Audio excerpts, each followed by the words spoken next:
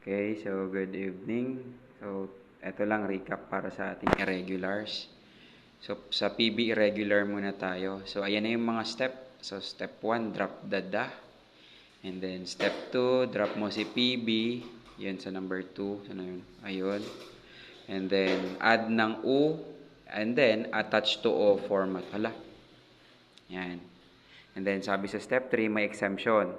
Kapag ang vowel daw ng verb stem mo ay O, pagkatapos mong madrop si PB, imbis na ang idagdag mo ay O, ganito na O ang idadagdag mo, yung malambot. And then, attach to format and then combine. So, ayan yung ating mga format. So, una sa example natin, si to be hot, tupta. Okay? So, step 1, drop the da.